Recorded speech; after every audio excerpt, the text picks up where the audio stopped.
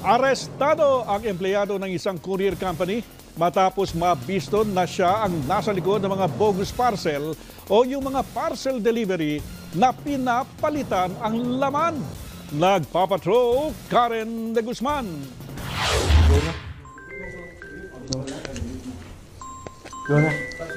Pinasok ng NBI ang opisina ng Flash Express Philippines sa BGC Taguig ditong Huwebes ng hapon para arestuin ng isang empleyado na sinasabing nasa likod ng mga anomalya sa mga parcel ng mga buyer.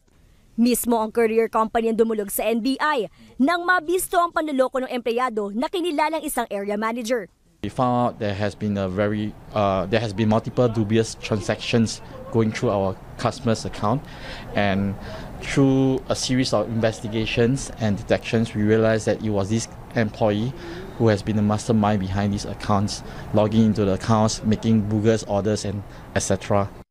Naalarma ang kumpanya sa dami na natanggap nilang reklamo. Isa sa mga nabiktima ang online shopper na si Jerilyn Lirazan matapos makatanggap ng bogus parcel.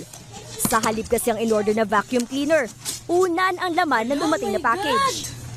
Hala, Scam. Laking gulat naman ni Kimberly Lindong nang magdoble-doble ang kanyang transaksyon.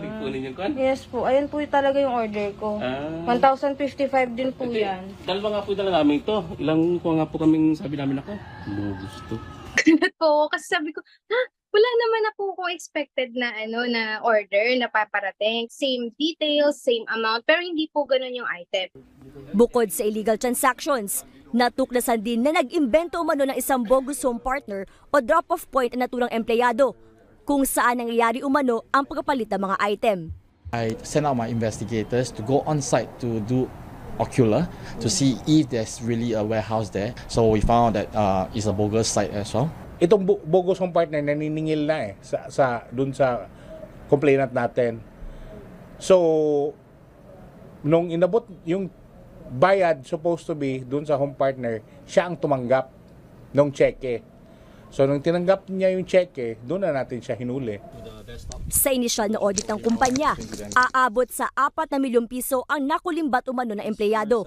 Hindi pa kasama rito ang damage cost sa mga nirefund nila sa mga customer.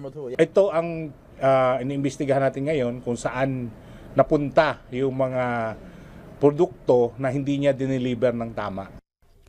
Tumanggi mabigay ng pahayag ang empleyado na makaharap sa mga reklamong computer-related forgery, paglabag sa access device law, qualified theft at money laundering.